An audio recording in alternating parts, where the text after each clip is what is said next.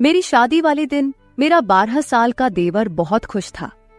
मैंने हमेशा उसे अपना छोटा भाई समझा था और वह भी मुझे भाभी माँ कहकर पुकारता था। पति की मौत होने से कुछ दिन बाद मुझे अकेले सोने में डर लगता, तो मैं अपने देवर को अपने साथ बेड पर सुलाने लगी। सर्दियों की रातें थी और एक बिस्तर में मुझे देवर के साथ सोना बहुत अजीब सा लगता था। देवर मुझसे काफी छोटा था। वो 12 साल की उम्र में भी 18 साल का जवान लड़का लगता था। पति की मौत के बाद मैंने बहुत मुश्किल से ही गुजारा किया था, लेकिन कब तक मैं इस तरह गुजारा करती। उस रात सोचा कि एक बार देवर को आजमा के देखती हूँ। आधी रात हुई तो देवर को हिलाकर देखा तो वह गहरी नींद में था, लेकिन वहां हाथ लगाते ही मेरी आंखें हैरत से फटी की फटी रह गई, क्योंकि उसका 7 इंच। 2 दिन पहले ही मेरा पति इस दुनिया से चला गया था। मेरे घर में मेरे सास ससुर और ननदें भी नहीं थी। मेरे पति का इस दुनिया में अपने छोटे भाई के अलावा और कोई नहीं था। राहुल की उम्र सिर्फ 12 साल की थी। वह मुझसे छोटा था। जिंदगी में मैंने कभी उसे छोटे भाई से ज्यादा कुछ नहीं समझा था। मेरा देवर 12 साल का था। मैंने उसे हमेशा ही बच्चों की तरह समझा था। जब मेरी शादी हुई थी तो वह मेरी शादी वाले दिन बहुत खुश था। कहता था कि मुझे नई माँ मिल गई है। लेकिन मेरी माँ मुझे यही समझाती रहती थी, बेटा तुम्हारा देवर तुम्हारा बेटा नहीं है, इससे फासले पर रहना। थोड़े अरसे के बाद वह बड़ा हो जाएगा, फिर उसका और तुम्हारा पर्दा लाजिम होगा। इसलिए तुम अभी से इसे आदत डालो कि वह तुम्हारे कमरे में बिना रोक टोक न आया करे। मैंने बहुत बार देखा है कि तुम्हारा देवर बिना वजह मुंह उठाए तुम्हारे कमरे में आ जाता है। बेटी, तुम्हें ऐसा नहीं करना चाहिए। तुम एक शादीशुदा लड़की हो। तुम्हें अपने पति की भी परवाह करनी है और अपने घर वालों की भी। मैं अपनी माँ की बातें सुनती तो मुझे ऐसा लगता, राहुल के बारे मेरी माँ बहुत बुरा सोचती है, इसलिए मैं उनकी बातों पर खफा होती थी। लेकिन जब आज मैं बेसहारा हो गई, मेरा पति इस दुनिया से चला गया था, तो मेरी आंखों से आंसू बह रहे थे। मैं सोच भी नहीं सकती थी कि वह मुझे अपने 12 साल के भाई के ऊपर छोड़कर इस दुनिया से चला जाएगा। मेरी जिंदगी मुश्किल में पड़ गई थी। रो रोकर मेरा बुरा हाल था। रात के 12 बज गए थे। मेरा देवर राहुल अभी तक घर नहीं आया था।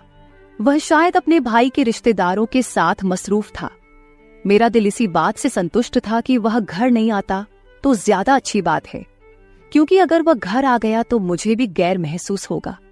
मुझे रह रहकर अपनी माँ की बातें याद आ रही थी, लेकिन इस लम्हे घर के दरवाजे पर दस्तक हुई। मेरा दिल उछलकर हलक में आ गया। मैंने सोचा कि पता नहीं कौन होगा, मगर बाहर से राहुल की आवाज आई, भाभी दरवाजा खोलें, मैं हूं। मैंने डरते डरते ही दरवाजा खोला था। आज तो मुझे ये घर जंगल जैसे मालूम हो रहा था। समीर मुझे छोटा सा भेड़िया लग रहा था। पता नहीं क्यों मैं उसके बारे में इतना बुरा सोचने लगी थी। भाभी आपने खाना खाया? उसने मुझे मासूमियत से पूछा था। नजरें झुकी हुई थी और साथ ही हाथ में एक थैली रखी हुई थी। थैली में चावल थे। चावल होटल वाले लगते थे। उसने एक प्लेट में चावल डाले और मेरे सामने लाकर रख दिए। भाभी, मुझे खाना बनाना नहीं आता। मैं आपके लिए बाहर से लेकर आया हूं। आप खा ले, वरना यूं ही भूखी मर जाएगी। मैं अपने भाई के बाद अपनी माँ को नहीं खोना चाहता। राहुल की आंखों में भी आंसू थे। कहने को तो वह मुझे माँ ही कह रहा था, मगर फिर भी माँ की बातें मेरे जहन से निकल नहीं रही थी। भाभी, आपको फिक्र करने की जरूरत नहीं है। मैं आपका सहारा बनूंगा। आप इस घर से कभी मत जाना। वह बड़ी जज्बाती बातें कर रहा था, लेकिन मेरे जहन में बहुत सारे गलत विचार घूम रहे थे। फिर उसने एक अजीब बात बोली, भाभी आप इस कमरे में सो जाए। दूसरा कमरा तो छत के करीब है। मुझे ऐसा लगता है कि आपको छत वाले कमरे के पास नहीं होना चाहिए। और अब तो सब लोगों को पता है कि हमारे घर में भाई की मौत हो गई है, तो कोई भी बुरी नीयत से हमारे घर आ सकता है। मैं हैरान थी कि राहुल इतनी छोटी उम्र में ऐसी बातें क्यों कर रहा है। क्या उसे किसी ने कुछ कहा है? मगर जो बातें उसने की थी मुझे ठीक ही लगी थी। मैं उसके कमरे में चली गई। राहुल का कमरा दूसरी तरफ था, जबकि मैं और मेरा पति छत के करीब वाले कमरे में रहते थे। मुझे बहुत अजीब लग रहा था। आज पहली बार मैं अपने कमरे के अलावा दूसरे के कमरे में आई थी। मगर जो कुछ मैंने अपने देवर के कमरे में देखा, मेरी तो आंखें फटी की फटी रह गई थी। कमरे का दरवाजा बंद करते ही मेरी नजर ऐसी चीज पर पड़ी थी जिसने मेरे होश उड़ा दिए थे। वैसे तो वह 12 साल का बच्चा ही लगता था, लेकिन मेरी माँ की बात सही थी। राहुल जो कुछ कर रहा था वह एक बड़ा और एक समझदार आदमी ही कर सकता है। राहुल के कमरे में अपने जेवर देखकर मेरा खून खोल उठा था। मैंने तो उसे कहीं जगह पर कहीं तालों में छुपा रखा था, मगर यह सब कुछ राहुल के हाथ कैसे लग गया? बात बड़ी अजीब सी थी। मैं दिल में सोचने लगी कि मैं सुबह होते ही इसे इस बात का सवाल करूंगी, मगर उस वक्त मुझे सख्त नींद आ रही थी। मैंने दरवाजे को अंदर से कुंडी लगाकर अच्छी तरह लॉक कर लिया और फिर सोने की तैयारी करने लगी। पता नहीं क्यों मुझे बहुत नींद आ रही थी। हालांकि 2 दिन से मुझे ज्यादा नींद नहीं आ रही थी, पर आज मुझे लग रहा था जैसे राहुल के लाए हुए चावल खाकर मेरी आंखों में गहरी नींद आ रही थी। दिल में सोचा कि कहीं चावल खाने से मुझे नींद तो नहीं आ रही, मगर इतना तो मुझे मौका ही नहीं मिला।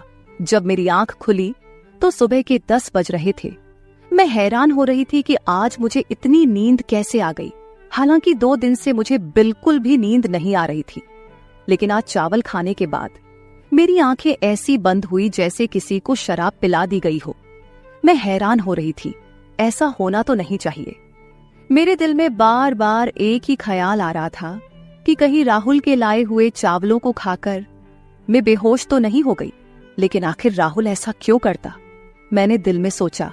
आंखें मलती हुई मैं बाहर आई तो राहुल सामने किचन में चाय बना रहा था। उसे देखकर मुझे बहुत बुरा लग रहा था। भाभी, आप सो गई थी, आपको बहुत अच्छी नींद आई ना? उसने मेरी तरफ पुकारते हुए देखकर कहा था। मैंने उसे फीके लहजे में यही कहा कि हाँ, आज मुझे बहुत ज्यादा नींद आई। तो क्यों नहीं आती भाभी? मैंने आपको चावलों में सोने वाली गोली मिला के दी थी। मैंने अपने दोस्त को बताया था कि मेरी भाभी को नींद नहीं आती। उसने मुझे कहा कि तुम उन्हें खाने में नींद की गोलियां मिला दिया करो, इससे वह आराम से सो जाएगी। मैं हैरान हो गई थी कि राहुल इतनी घटिया हरकत कैसे कर सकता है। राहुल, तुम ऐसा सोच भी कैसे सकते हो? तुम अपनी भाभी को बेहोश करना चाहते थे। नहीं नहीं भाभी, मैं तो आपको अच्छी नींद देना चाहता था। अब आप अच्छी खासी तरोताजा लग रही है, ये ले चाय पिए। उसने चाय मेरे सामने रखी तो मैं शक में पड़ गई। तुमने इसमें भी कुछ मिलाया तो नहीं है? भगवान की कसम भाभी, वह तो मैंने आपकी नींद के लिए, आपके सुकून के लिए गोलियां मिलाई थी। आप कहती हैं तो यह चाय मैं आपके सामने खुद पी लेता हूं, बल्कि हम आधी आधी पी लेते हैं। उसने इस गिलास से घूंट भरते हुए मुझे दिखाया तो मैं यकीन कर बैठी। मैंने कहा कि ठीक है, मुझे माफ कर दो, मैं तुम्हारे बारे में शक्की हो जाती हूं।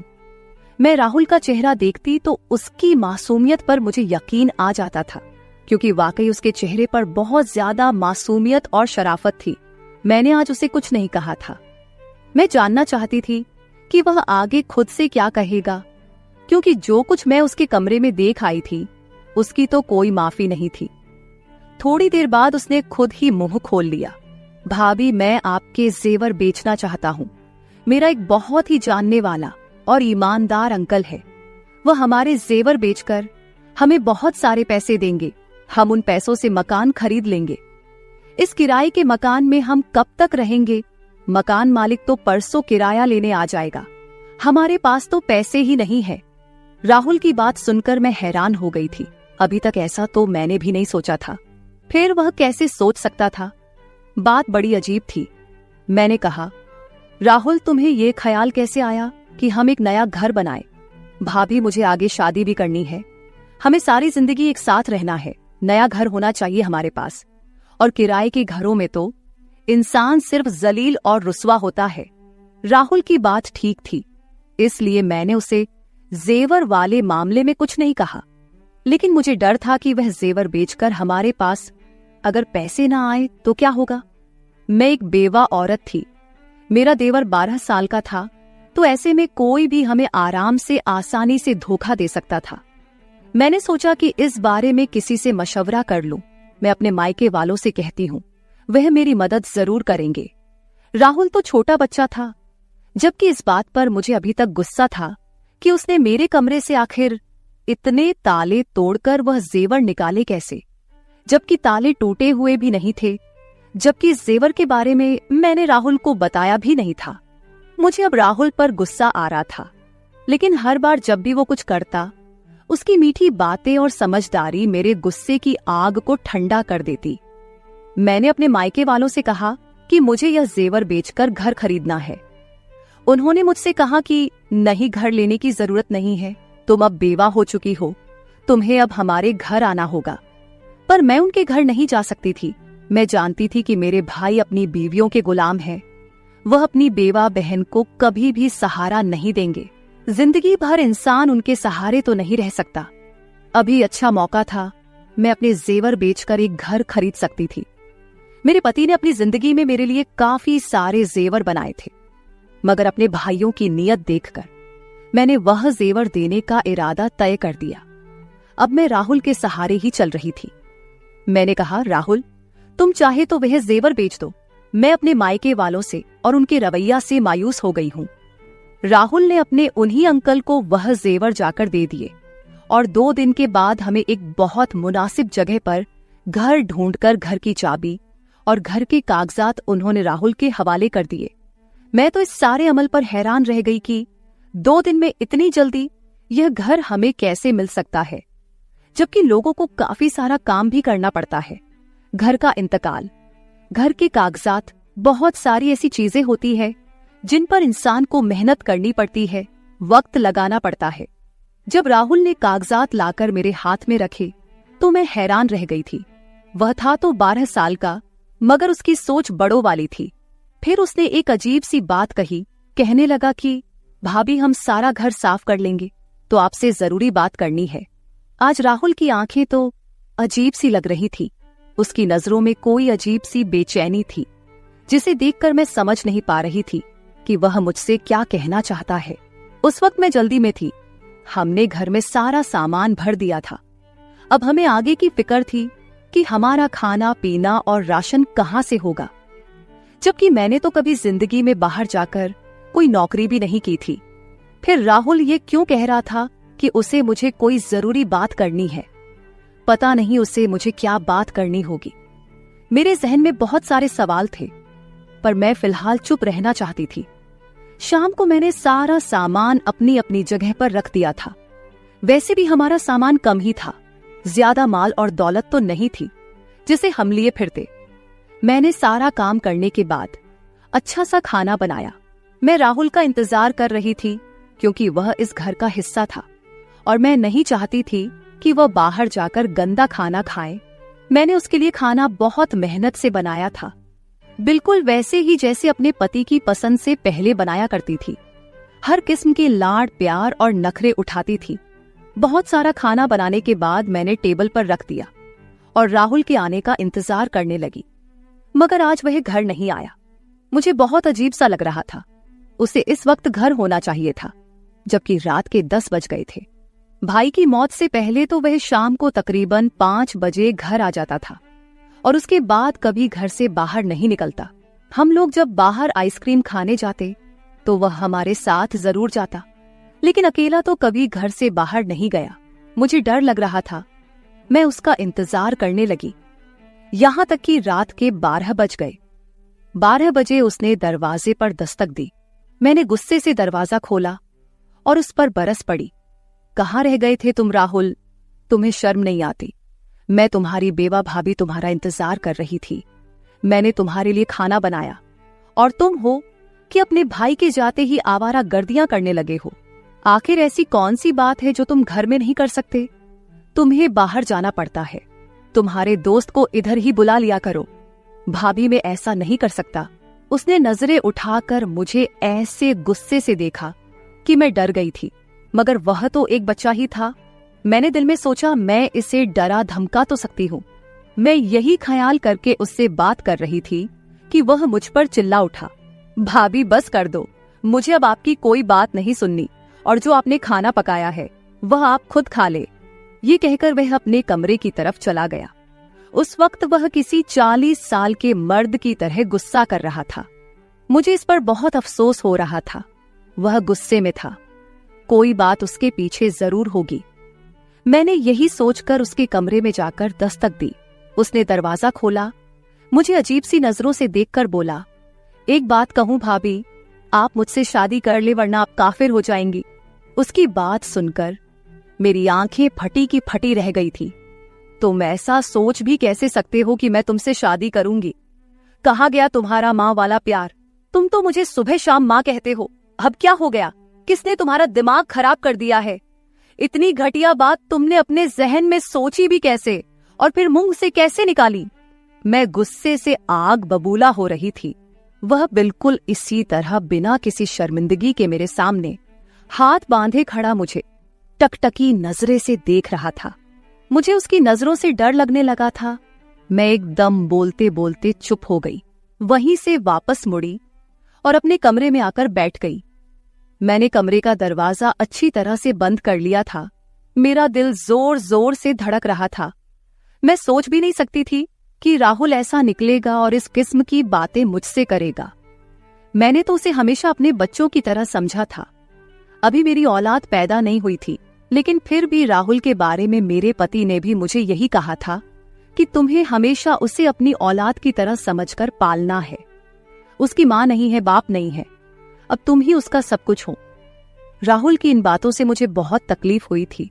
मैंने सोचा था कि आज के बाद में राहुल से कोई बात नहीं करूंगी। कानूनन ये घर मेरे नाम था, मैं इस घर में खुद अकेले भी रह सकती हूँ, पर राहुल ने दोबारा ऐसी हरकत की तो मैं उसे घर से जरूर निकाल दूंगी। ये घर तो मेरे पति के पैसों का था और मेरे नाम पर था, लेकिन राहुल इसमें रहने का हक नहीं रखता था। अगर वह अपनी भाभी को इज्जत नहीं दे सकता जो उसे देनी चाहिए थी। मेरी खामोशी अब गुस्से में बदल गई थी। सुबह उठते ही मैंने राहुल के कमरे का दरवाजा जोर जोर से पीटना शुरू कर दिया। फिर मुझे एहसास हुआ कि उसके कमरे का दरवाजा तो अंदर से बंद नहीं था। मैंने जब बाहर से दरवाजा खोला तो आगे से कमरा खाली था, कमरे में कुछ भी नहीं था। राहुल कहाँ गया? मैं दिल में सोचने लगी। मेरा दिल गुस्से से धड़क रहा था। मैंने बाहर वाले दरवाजे पर नजर डाली तो दरवाजा बाहर से बंद था। इसका मतलब राहुल मुझे घर में कैद कर गया है। मैंने दिल में सोचा तो मुझे उससे नफरत होने लगी। इतना सा है, उम्र भी 12 साल है और हरकतें देखो। मैंने यही सोचकर अपने मायके जाने का फैसला कर लिया, लेकिन फिर याद आया कि मैं तो इद्दत में हूं। यूं बार बार घर से निकालना अच्छी बात नहीं है। बस यही सोचकर मैं बेबस होकर बैठ गई थी। पति की मौत को महीना हो चुका था। उस एक महीने में राहुल कितना बदल गया था। मैं दिल में सोचने लगी, खुदा मुझे औलाद देता तो मैं इस वक्त राहुल के सहारे ना होती। मैं अपनी औलाद के सहारे जिंदगी गुजार लेती। मगर अब मैं इसे क्या कहूं? मेरा तो इससे कोई रिश्ता भी नहीं। जिस शख्स की वजह से रिश्ता था वह तो इस दुनिया से चला गया। आज मैंने सोच लिया था कि राहुल आएगा तो मैं उससे साफ साफ बात करूंगी कि वह इस घर में नहीं रह सकता। रात के तकरीबन 6 भी नहीं बजे थे, यानी अभी रात शुरू भी नहीं हुई थी कि मेरे घर के दरवाजे पर जोर जोर से दस्तक होने लगी। मैं तो यही समझी कि बाहर राहुल होगा, पर जब मैंने दरवाजा खोला तो सामने 3-4 आदमी खड़े थे। ये आदमी बहुत अजीब गुस्से में लग रहे थे। उनके चेहरे पर दाढ़ियां सजी थी। लगता था जैसे इस्लाम के ठेकेदार हो। उन्होंने जो बात मुझसे कही थी वह सिर्फ बहुत हैरान कर देने वाली नहीं थी, बल्कि मुझे दुखी कर देने वाली थी। उन लोगों ने कहा, बीबी तुम यहाँ अकेली रहती हो? मैंने कहा, जी हाँ मैं अकेली रहती हूँ। वह लोग बोले, झूठ बोल रही है यह औरत, यहाँ इसका देवर भी इसके साथ ही रहता है, अभी भी घर में ही होगा। ये लोग पता नहीं इस मोहल्ले को क्या समझते हैं, मोहल्ले को गंदा कर रहे हैं। मैं तो कहता हूँ कि इन्हें यहाँ से बेघर कर देना चाहिए। इन लोगों का इस मोहल्ले में रहना ठीक नहीं। मैंने कहा, क्यों भाई साहब, हमने क्या किया है? अरे बेबी तुमने क्या किया है ये तुम हमसे पूछ रही हो? तुम अपने 12 साल देवर के साथ इस घर में अकेली रहती हो। तुम्हें पता है कि तुम्हारा पति मर गया है। अब तुम बेवा हो गई हो। अपने माँ बाप के घर जाओ। यहाँ रहना है तो शराफत से रहो। यहाँ हमारी भी बहनें बेटियां रहती हैं। ऐसे लोगों को हम मोहल्ले में बर्दाश्त नहीं कर सकते। इन आदमियों पर मुझे गुस्सा तो बहुल आया, मगर मैं उनसे उलझना नहीं चाहती थी। मैंने उनके मुंह पर ही घर का दरवाजा बंद कर दिया। आंखों से आंसू बहने लगे। राहुल पर मुझे गुस्सा आ रहा था। यह सब उसी का किया धरा है।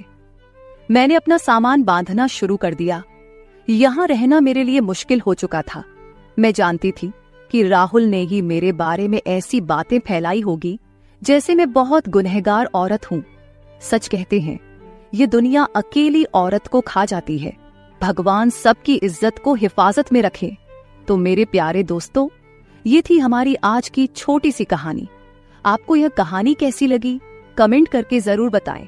अगर आपको यह कहानी पसंद आई हो तो इसे लाइक करें और अपने दोस्तों के साथ शेयर करें। अगर आप ऐसी ही और भी इंटरेस्टिंग और रोमांटिक कहानियां सुनना चाहते हो तो चैनल को सब्सक्राइब जरूर कर ले और बेल आइकॉन ऑन कर ले ताकि आपको मेरी आने वाली नई वीडियो की सूचना तुरंत मिल सके।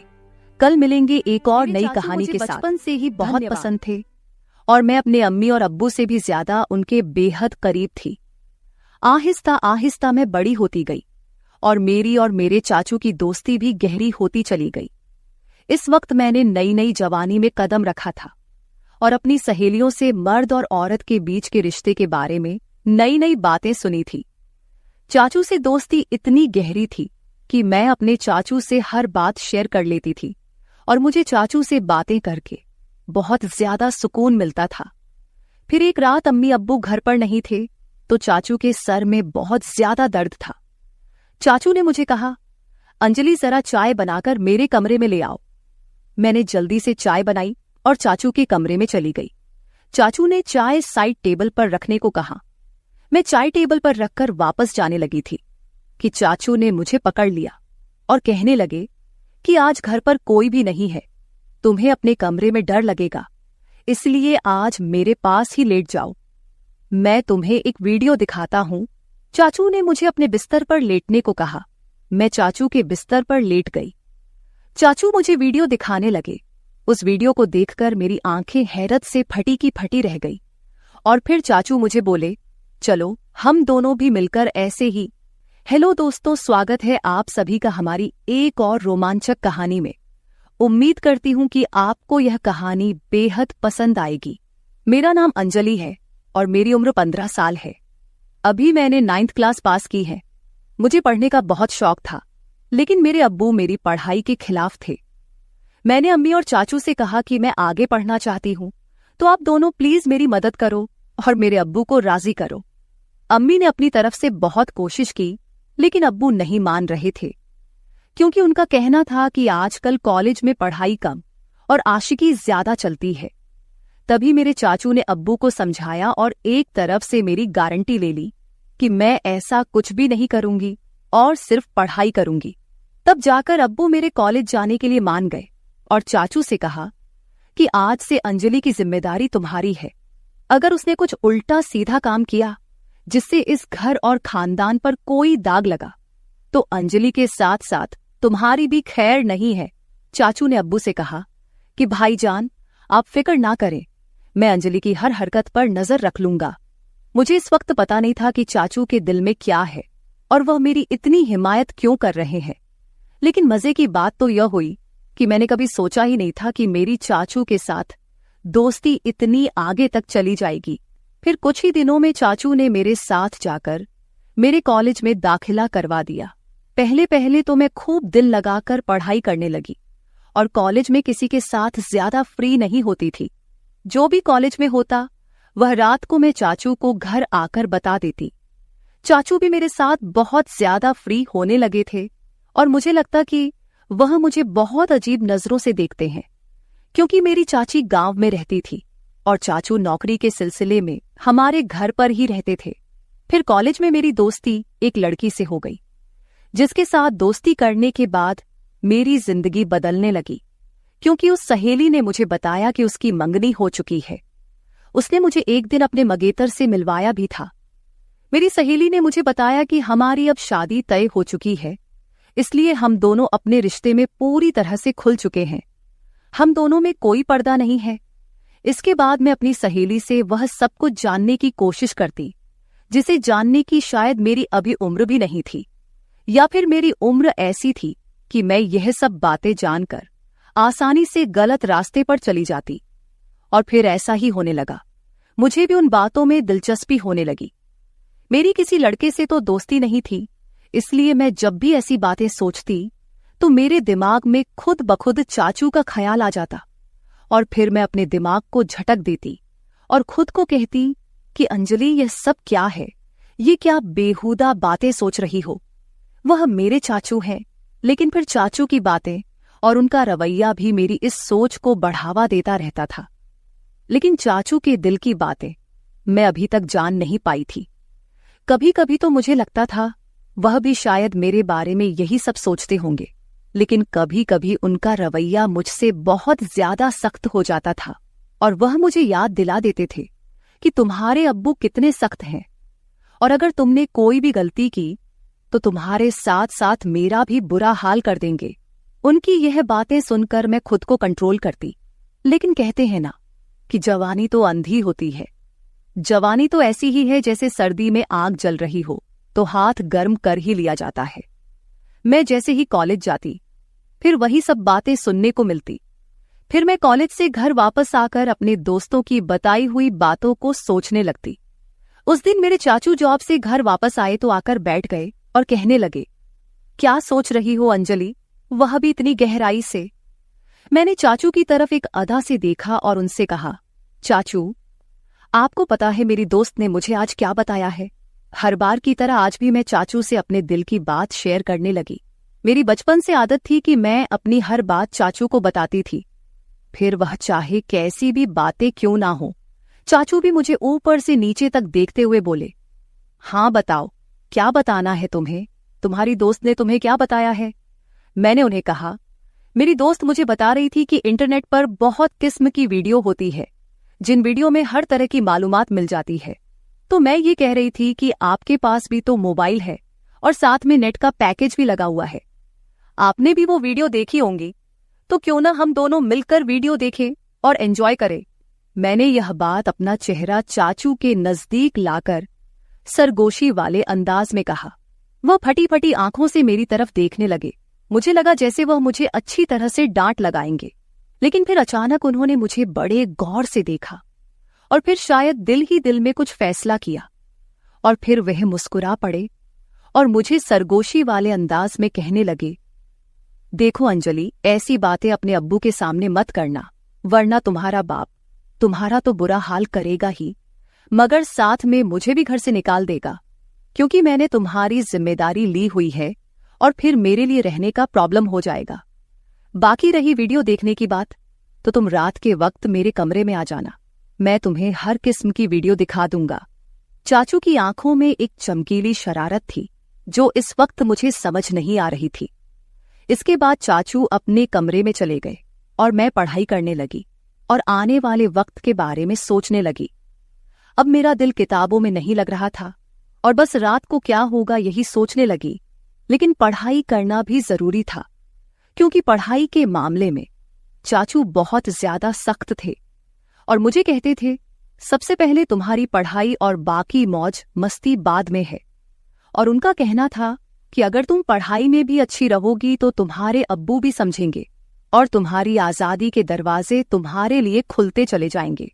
उनकी यह बात मुझे भी बिल्कुल ठीक लगती थी, इसलिए मैंने अपने दिल से सारी बातें निकाली और मन लगाकर अपना कॉलेज का काम करने लगी और जल्दी जल्दी सारा काम खत्म कर दिया। जैसे जैसे रात करीब आ रही थी, मेरे दिल में भी हलचल हो रही थी। फिर जब मैं सारे कामों से फारिग हुई तो रात को आराम से मैं चाचू के कमरे में चली गई। मैं जब कमरे में गई तो चाचू लड़कियों की मैगजीन देख रहे थे। मुझे देखते ही वह मुस्कुराने लगे और उन्होंने वह मैगजीन छुपा दी। सर्दियों का मौसम चल रहा था और दिन ब दिन सर्दी बढ़ती जा रही थी। आज रात तो सर्दी बहुत ज्यादा थी, इसीलिए मैं जाते ही चाचू के बिस्तर में घुसकर चाचू के पास चिपक कर बैठ गई और उनसे कहा, अब मुझे जल्दी से वह वीडियो दिखा दो, नहीं तो फिर अब्बू के आने का टाइम हो जाएगा। फिर चाचू भी बिना टाइम वेस्ट किए मुझे वीडियो दिखाने लगे। वीडियो देखते ही मेरे अंदर से मुझे कुछ बदलाव महसूस होने लगे, लेकिन इत्तेफाक से हमने अभी चंद वीडियो ही देखी थी कि अब्बू हमारे कमरे में आ गए। अब्बू आते ही मुझसे कहने लगे, इतनी रात के वक्त चाचू के कमरे में क्या कर रही हो? चलो अपने कमरे में चली जाओ। अब्बू बहुत ही सख्त मिजाज के थे और मैं उनसे काफी डरती भी थी। तो जैसे ही अब्बू ने सख्त अंदाज में कहा, मैं सब कुछ भूल गई और जल्दी से अपने कमरे में आ गई। मैंने सोचा जैसे ही अब्बू चाचू के कमरे से निकलकर अपने कमरे में जाएंगे तो फिर से मैं चाचू के कमरे में चली जाऊंगी। लेकिन इस रात अब्बू को चाचू से शायद कोई जरूरी काम था, इसलिए अब्बू काफी टाइम तक उनके कमरे में बैठे रहे और इंतजार करते करते मुझे पता ही नहीं चला कि कब नींद आ गई और पता नहीं अब्बू चाचू के कमरे से कब गए। दूसरे दिन कॉलेज से लौटने के बाद मैं बेसब्री से रात का इंतजार करने लगी, क्योंकि मैंने कुछ वीडियो जो देख ली थी, जैसे तैसे करके मैं खुद पर काबू करने लगी और जब टाइम हुआ तो चाचू के कमरे में वीडियो देखने के लिए चली गई। मगर चाचू ने कहा, अभी मैं अपने ऑफिस का काम निपटा रहा हूं, ऐसा करो तुम थोड़ी देर बाद मेरे कमरे में आ जाना, मैं तुमको वीडियो दिखा दूंगा। मैं तो सुबह से ही वीडियो देखने के लिए बेताब हो रही थी, तो चाचू पर थोड़ा गुस्सा करके बैठ गई। मेरे मोबाइल में नेट का पैकेज लगा हुआ था, तभी मेरे मोबाइल पर किसी नए नंबर से मैसेज आया। उसकी भेजी हुई तस्वीर देखकर मेरी आंखें फटी की फटी रह गई। मैं अभी तक उस तस्वीर को देख ही रही थी कि उस आदमी के मैसेज आने लगे। वह काफी रोमांटिक अंदाज में चैट कर रहा था। मैं तो पहले ही बेताब थी, तो मैं भी उसी अंदाज में जवाब देने लगी। फिर मुझे ख्याल आया कि यह बात मुझे चाचू को बतानी चाहिए। मैं फौरन चाचू के कमरे में आई, लेकिन उनके कमरे का दरवाजा बंद था। तब मैं अपने कमरे में वापस आ गई और उस अनजान लड़के से वैसे ही बातें करने लगी। मैं मोबाइल पर उस वक्त मैसेज पर बात कर रही थी जब मैंने उससे कहा कि मैं तुमको देखना चाहती हूं और उसको वीडियो कॉल पर बात करने को कहा, लेकिन उस लड़के ने मना कर दिया। उस टाइम मैं अपने कमरे से बाहर निकली तो मेरी नजर चाचू पर पड़ी। वह इस वक्त अपने कमरे से निकलकर सीढ़ियां चढ़ते हुए छत पर जा रहे थे और उनके हाथ में मोबाइल था। मुझे हैरत हुई कि वे रात के इस वक्त छत पर क्यों जा रहे हैं। रात के 12 बज रहे थे, मुझे नींद भी नहीं आ रही थी, लेकिन मेरे दिमाग में यह शक आ गया था कि कहीं चाचू ही तो मुझे नए नंबर से मैसेज तो नहीं कर रहे हैं।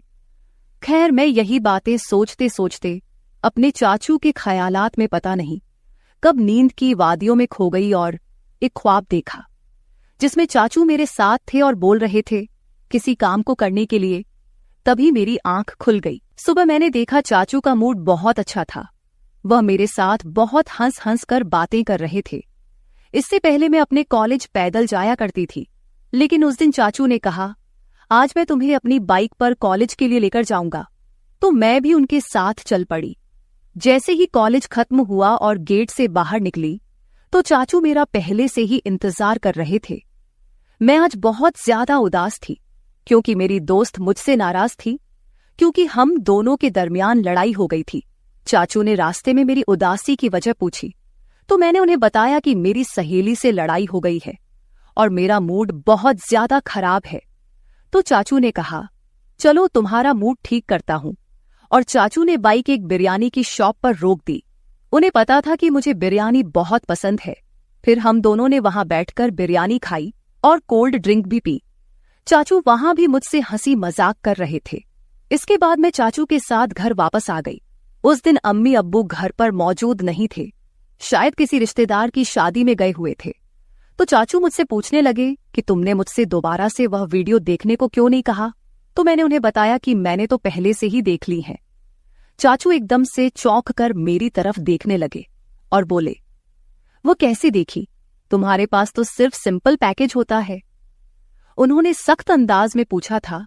मैंने उन्हें बताया कि मेरा एक नया दोस्त बना है, उसने भेजी थी। मैं रात को आपको बताने के लिए आई थी, मगर आप सो रहे थे। जब चाचू ने यह सुना तो गहरी सोच में डूब गए।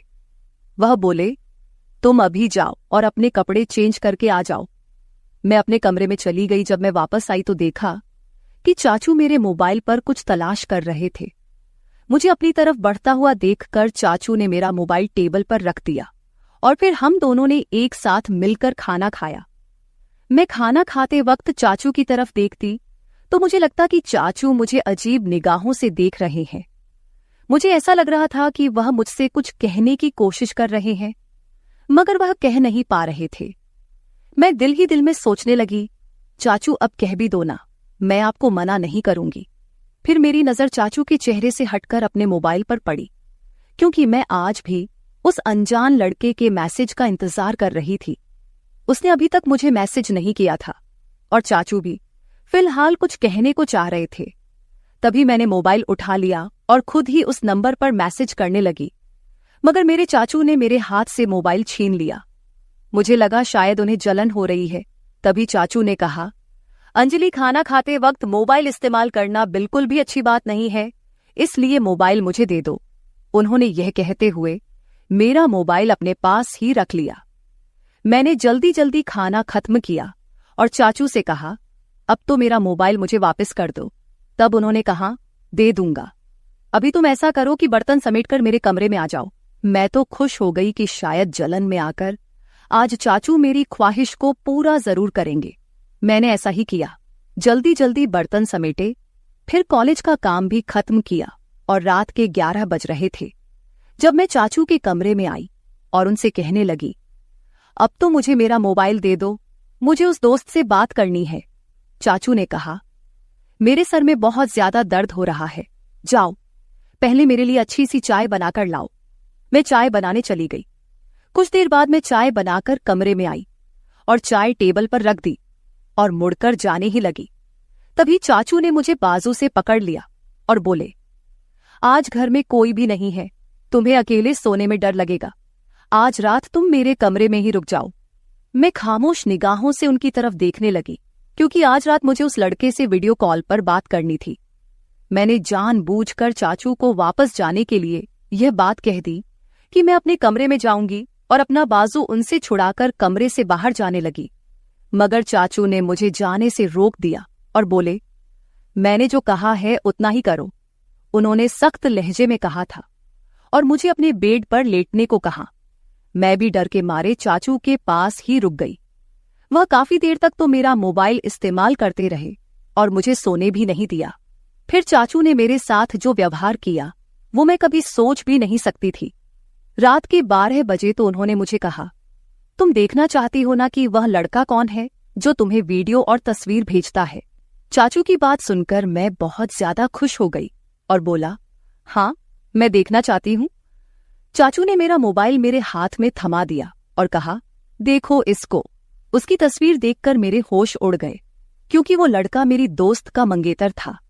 मैं फटी फटी हुई आंखों से चाचू की तरफ देखने लगी। मेरी आंखों से आंसू निकल पड़े थे। फिर चाचू बताने लगे कि तुमने जब मुझे इस लड़के के बारे में बताया तो मैं समझ गया था कि जरूर कोई तुम्हें बेवकूफ बना रहा है। तभी मैंने तुम्हारे मोबाइल से अंजलि बनकर इस लड़के से बात करना शुरू कर दिया।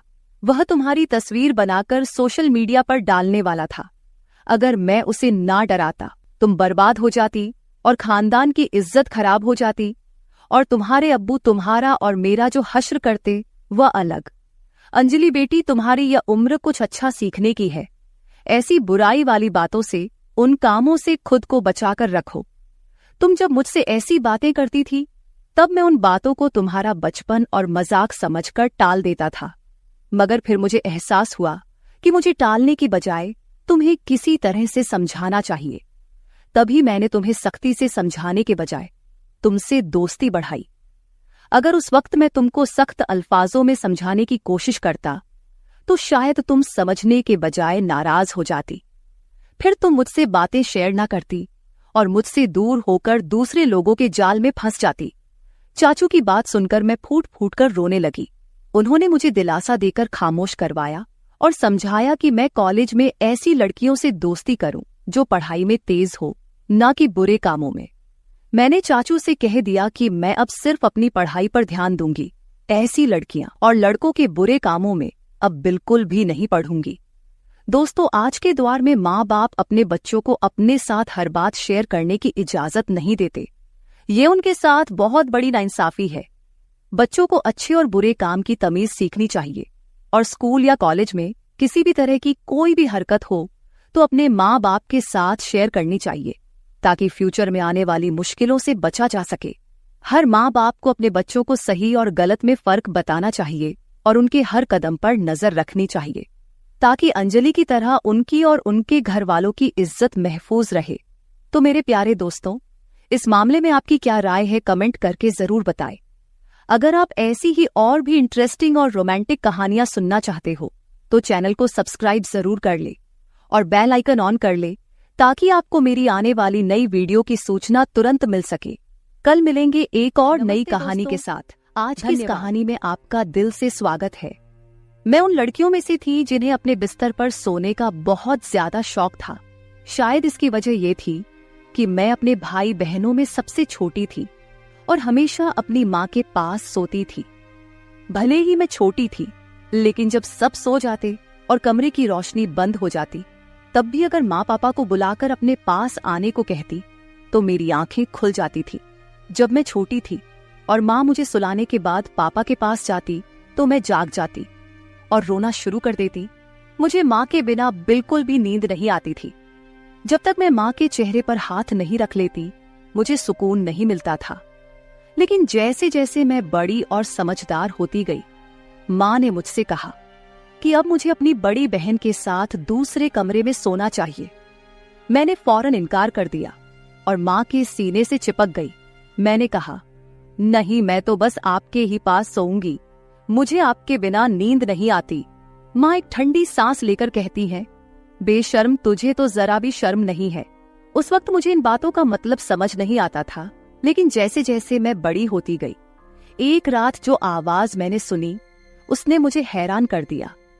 उस रात मैं अचानक जाग गई और जब माँ मुझे सुलाकर पापा के पास गई तो मैंने कुछ अनजानी आवाजें सुनी। पहले तो मैंने सोचा कि माँ का पल्लू पकड़ लूं, लेकिन फिर चुपचाप आंखें बंद करके उन आवाजों को सुनने लगी। उन आवाजों ने मेरे कानों की लो को सुर्ख कर दिया। मैं खामोशी से आंखें बंद किए आवाजें सुनती रही और उसके बाद तो यह जैसे रोज का ही माहौल बन गया था। यह अनुभव मेरे लिए कुछ नया और अनोखा था, जिसने मुझे बहुत जल्दी समझदार और परिपक्व बना दिया। शायद इसलिए क्योंकि मैं बहुत ज्यादा सोचती थी और हर बात की तह तक जाने की कोशिश करती थी। मुझे भी धीरे धीरे शर्म महसूस होने लगी थी, इसलिए मैंने खुद ही उस कमरे में सोना शुरू कर दिया जहां मेरी बहनें सोती थीं। मुझसे बड़ी 3 बहनें और 2 भाई थे। समय बीतता गया और सभी शादी की उम्र तक पहुंच गए। मेरे सभी भाई बहनों की मुझसे पहले ही शादियां हो गई। जब मेरी शादीशुदा बहनें किसी फंक्शन के लिए हमारे घर आती तो रात को छुपकर तीनों आपस में बातें करती और खूब हंसती। लेकिन जैसे ही मैं वहां पहुंचती, सब चुप हो जाते। जब मैं उनसे पूछती कि क्या बातें हो रही है, तो वे मुझे कहती, तुम अभी छोटी हो। हालांकि मैं 18 साल की हो चुकी थी, लेकिन वो मुझे अभी भी बच्ची समझती थी।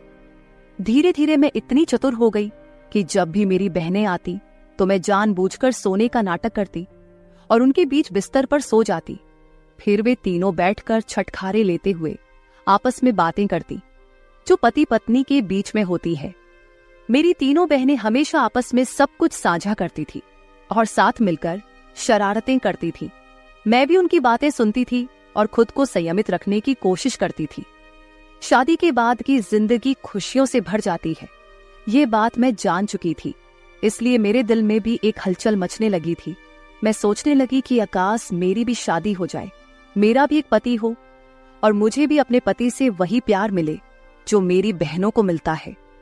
शादी के बाद ये सब जायज हो जाता है और इसमें सुकून भी मिलता है। ये सोच सोच कर मेरा दिल जोर जोर से धड़कने लगता था। पढ़ाई पर ध्यान देने की बजाय मैं शादी के बाद के ख्वाब देखने लगी। हर रात एक अजीब सी बेचैनी मेरी रग रग में समा जाती थी।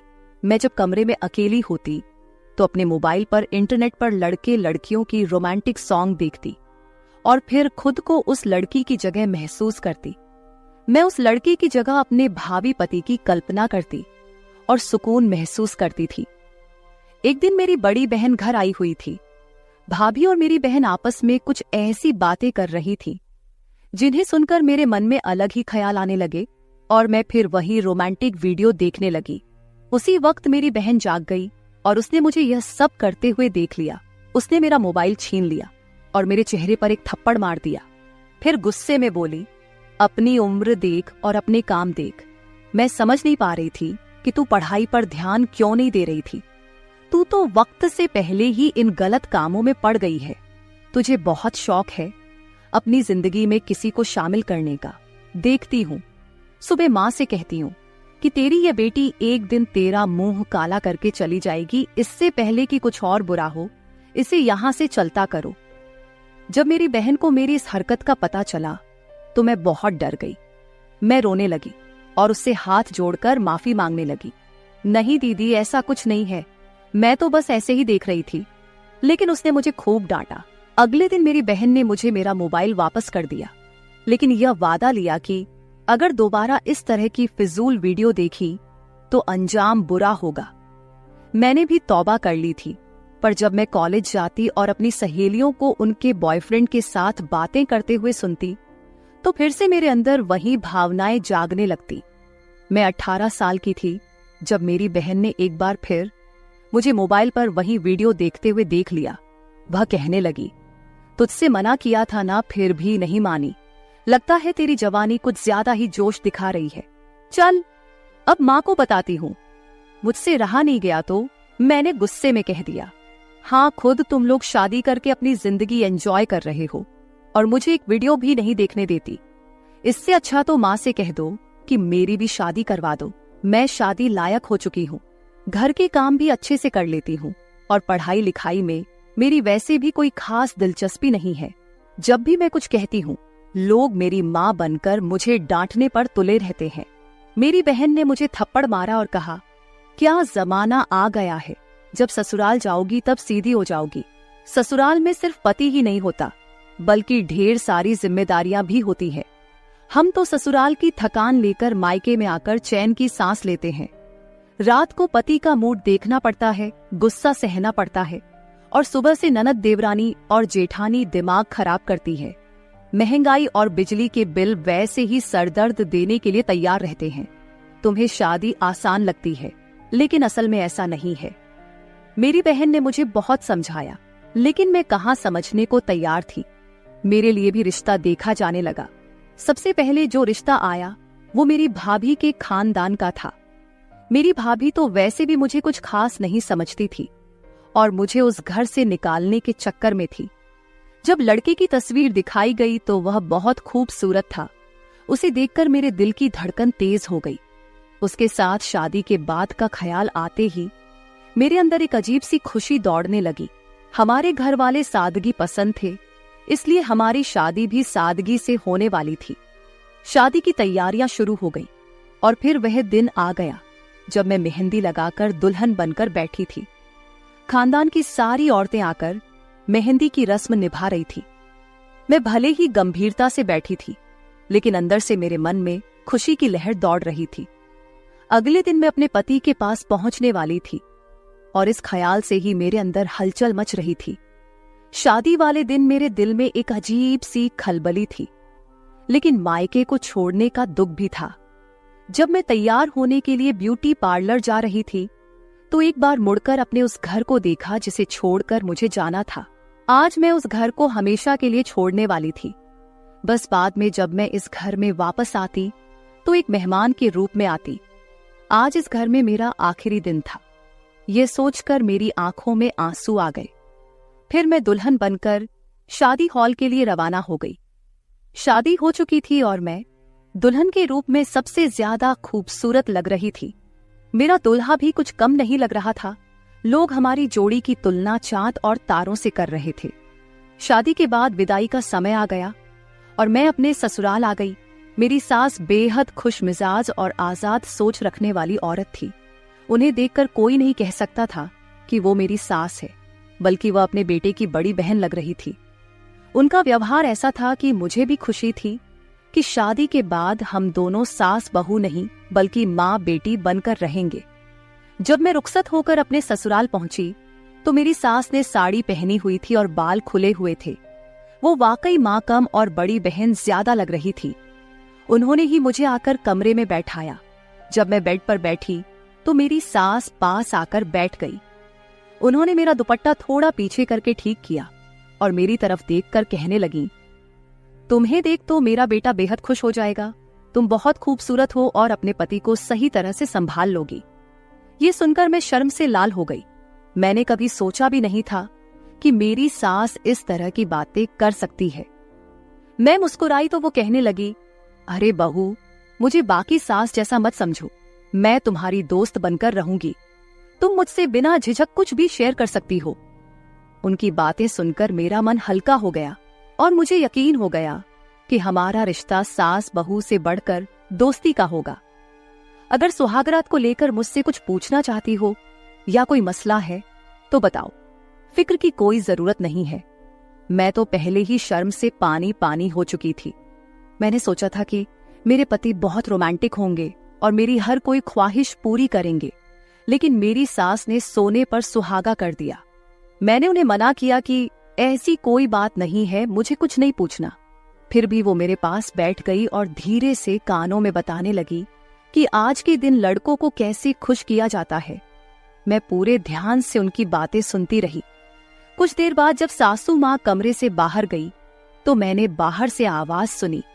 सास माँ अपने बेटे से कह रही थी, बेटा मेरी बहू को ज्यादा तंग मत करना, अगर मुझे सुबह शिकायत मिली तो मैं अपनी बहू को 1 महीने तक अपने पास बुला लूंगी। इस पर मेरे पति चुप थे। जब वे कमरे में आए तो मैं फौरन सिर झुकाकर बैठ गई। मेरे पति मेरे सामने आकर बैठे और जैसे ही उन्होंने मेरा घूंघट उठाया तो मेरे हुस्न की तारीफें करने लगे। उनकी तारीफ सुनकर मैं शर्म से मुस्कुराती रही।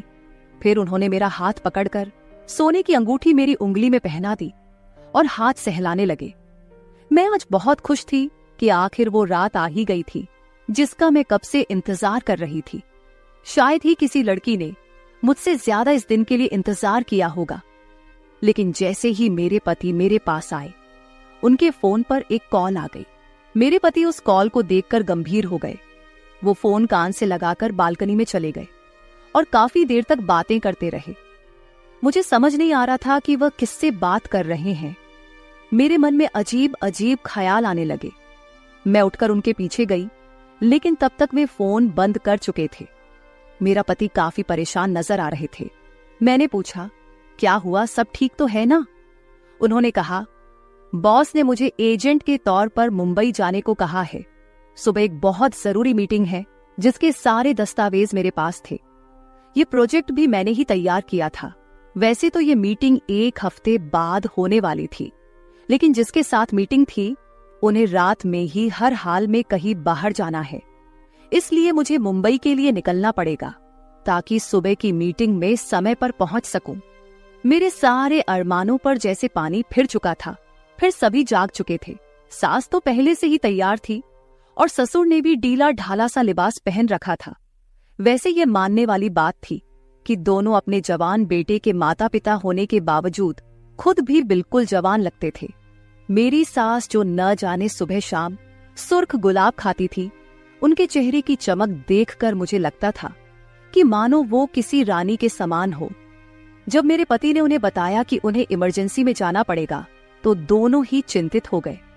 वे कहने लगे, मत जाओ, तुम्हारी बीवी क्या सोचेगी, आज तुम्हारी शादी की पहली रात है, खास रात है, मत जाओ। लेकिन मेरे पति ने कहा कि नौकरी चली जाएगी, इस रात का क्या है, हमने तो पूरी जिंदगी एक साथ गुजारनी है।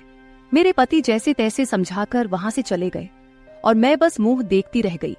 मैंने उनका सामान पैक करने में मदद की थी और वह एयरपोर्ट के लिए निकल चुके थे तो ससुर उन्हें छोड़ने गए।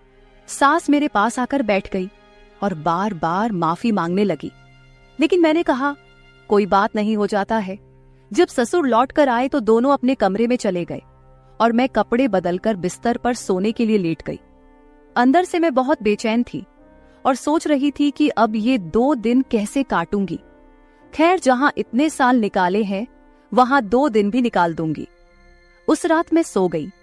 सुबह कुछ मेहमान मेरे मुंह दिखाई के लिए आए थे। हर कोई पूछ रहा था, तुम्हारा पति कहाँ है, दूल्हे के बिना तो दुल्हन अधूरी होती है। इस तरह की बातें सुनकर मैं शर्म से लाल हो रही थी। फिर मेरे मायके से मेरी बहनें और भाभियां आई। मेरी बहनें शरारत से पूछने लगी, चलो अब कल रात के बारे में कुछ बताओ, तुम्हारा पति तुम्हारे पास रुका भी, जाओ, उससे पहले ही तुमको छोड़कर चल गया। मैंने गहरी सांस लेकर अपने आप को संभाल लिया।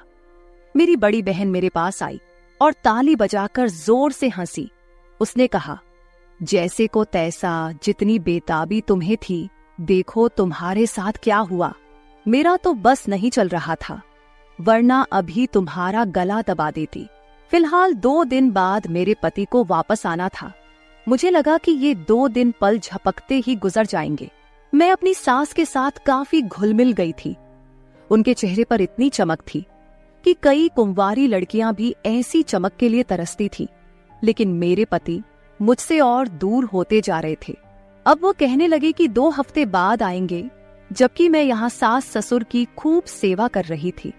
उस दिन जब मेरी सास ने हमारे लिए चाय बनाई और लिविंग रूम में लाई, तो मैं उनके पास ही बैठ गई। मैंने उनके चेहरे की ओर देखा और कहा, अरे मम्मी जी, आप ऐसा क्या खाती है? आपको देखकर बिल्कुल भी नहीं लगता कि आप एक जवान बेटे की माँ हैं। इतनी चमक तो आजकल की कुंवारी लड़कियों में भी नहीं होती। मेरी बात सुनकर सास हंसते हुए बोली, अरे पगली, तेरे ससुर मुझसे इतनी मोहब्बत करते हैं। इस उम्र में भी वो मेरी हर ख्वाहिश पूरी करते हैं। जब और औरतें इन चीजों के लिए तरसती हैं, मेरे पास वो सब कुछ है, फिर क्यों ना मैं किसी जवान लड़की की तरह चमकती रहूं। सास की बात सुनकर मैं शर्म से लाल हो गई। उस रात मैं निराश होकर सोने की कोशिश करती रही, लेकिन आधी रात को बेचैनी इतनी बढ़ गई कि पसीने से भीग गई और गला सूख गया। मैंने देखा कि पानी का गिलास खाली था, इसलिए मैं किचन की ओर चल पड़ी। लेकिन तभी मुझे सास ससुर के कमरे से अजीब आवाजें सुनाई देने लगी। ये आवाजें सुनकर मैंने सोचा कि आखिर देखूं तो सही, वो इस वक्त क्या बातें कर रहे हैं। मैं उनके कमरे की तरफ बढ़ गई। बिना सोचे समझे दरवाजे के पास कान लगाकर बातें सुनने लगी। जो आवाजें मैंने सुनी, उसने मुझे शर्म से पानी पानी कर दिया। ये लोग बुजुर्ग हो चुके थे, लेकिन अभी भी एक दूसरे के साथ प्यार मोहब्बत की बातें कर रहे थे। मेरी सास कह रही थी, मेरी उम्र का लिहाज कर लो, घर में जवान बहू है। लेकिन जो जवाब मेरे ससुर ने दिया, उसे सुनकर मेरे पैरों तले जमीन ही खिसक गई। मैं बिना पानी पिए ही वापस कमरे में जा चुकी थी। काफी देर तक सोचती रही कि क्या जो मैंने सुना वो सच था या मेरी गलत फहमी थी। मेरा ससुर अपनी बीवी से कह रहा था, अरे तो क्या हो गया, वो कौन सी दूध पीती बच्ची है, वो भी तो हमारे बेटे के साथ ऐसे ही प्यार मोहब्बत करने के लिए ही आई है। ये अलग बात है कि बेचारी अब तक उसके इंतजार में ठंडी पड़ चुकी है। ये सुनकर मेरे होश उड़ गए थे। मैं कभी सोच भी नहीं सकती थी कि एक ससुर अपनी बहू को लेकर इस तरह की बातें कर सकता है। सुबह जब सास ससुर कमरे से बाहर आए, तो मैं उनसे नजरें मिलाने की हिम्मत नहीं कर पा रही थी। मुझे ससुर से अजीब सा डर महसूस हो रहा था, क्योंकि अब मैं उनकी नजरों का इशारा समझ चुकी थी। वो मुझे सर से पैर तक अजीब निगाहों से घूर रहे थे। जब मैंने पति से बात करने की कोशिश की, तो उन्होंने यही कहा, मैं बिजी हूँ, बहुत काम है, वापस आने में समय लगेगा। एक दिन सास का ब्लड प्रेशर बढ़ गया। वो कहने लगी, बहू किचन में दवा रखी है, जरा दूध में घोल कर दे दे, उससे मुझे सुकून मिलेगा। मैंने दूध का गिलास निकाला और उनके ब्लड प्रेशर की दवा डालने की बजाय उसमें नींद की दवा मिला दी, जिसे पीकर मेरी सास चकराने लगी और मैं उन्हें कमरे में लेटा आई। लेकिन अब घबराहट हो रही थी कि कहीं कुछ गलत ना हो जाए। उसी वक्त मेरे पति का मेरी सास के फोन पर कॉल आया। उन्होंने कभी मुझे कॉल नहीं किया था। मैंने फोन उठाया और जैसे ही कान से लगाया, पति ने कहा, सुनो, अपनी बहू को बता दो कि मैं अब वापस नहीं आने वाला। मैंने यहाँ किसी और लड़की से चक्कर चला लिया है और वह मेरे बच्चे की माँ बनने वाली है। सुहागरात को भी उसी ने मुझे फोन करके दिल्ली बुलाया था। वह अमीर बाप की बेटी है और कह रही है कि अगर मैंने उससे शादी नहीं की तो मुझ पर केस कर देगी। यहाँ की पुलिस तो आप जानते हैं कितनी सख्त है। मजबूरी में मुझे उससे शादी करके उसके बच्चे को अपनाना पड़ेगा और बदले में मुझे करोड़ों की जायदाद भी मिल रही है। फिर भला क्या रखा है आपकी उस बहू में। बहुत जल्द मैं आप दोनों को भी यहाँ बुला लूंगा, सुकून की जिंदगी गुजारेंगे। बस किसी तरह इस नालायक बहू से पीछा छुड़ा ले। ये सुनते ही मेरे पैरों तले जमीन खिसक गई। सारे सपने मिट्टी में मिल चुके थे। मैं अपनी सास को उस हालत में छोड़कर घर लौट आई। रो रोकर मैंने अपने माता पिता और भाइयों को सब कुछ बताया। वे तुरंत मेरे ससुराल पहुंचे और जमकर बहस हुई। मेरे सास ससुर ने यहां तक कह दिया कि एक बार जायदाद हमारे बेटे के नाम हो जाए, फिर हम उसे भी छोड़ देंगे और अंजलि ही हमारी बहू रहेगी। लेकिन मेरे पिता ने साफ मना कर दिया। कुछ सालों बाद अदालत में केस चला और मेरा अपने पति से तलाक हो गया। कम उम्र में ही मैंने ये सब झेला। मेरी बहन सही कहती थी कि दाव, शादी के बाद बहुत कुछ ऐसा होता है जो एक लड़की की जिंदगी को पूरी तरह बदल देता है। जो मैं कभी हंसमुख चुलबुली और भावुक हुआ करती थी, अब खामोश रहने लगी थी। अब मेरी उम्र 25 साल हो चुकी है। मेरे लिए कई रिश्ते आते हैं, लेकिन मर्दों पर से मेरा भरोसा पूरी तरह से उठ गया है। शादी का नाम सुनते ही मेरा दिल डर से कांप उठता है। आपको क्या लगता है, क्या मुझे शादी कर लेनी चाहिए, या सभी मर्द ऐसे नहीं होते हैं? अगर मुझे फिर से धोखा मिला तो मेरे प्यारे दोस्तों, ये थी मेरी आज की छोटी सी कहानी। आप लोग कमेंट करके जरूर बताएं कि आपको मेरी कहानी कैसी लगी। अगर आप ऐसी ही और भी इंटरेस्टिंग और रोमांटिक कहानियां सुनना चाहते हो तो चैनल को सब्सक्राइब जरूर कर ले और बेल आइकॉन ऑन कर ले, ताकि आपको मेरी आने वाली नई कहानी तुरंत मिल सके। कल मिलेंगे एक और नई कहानी के साथ। धन्यवाद।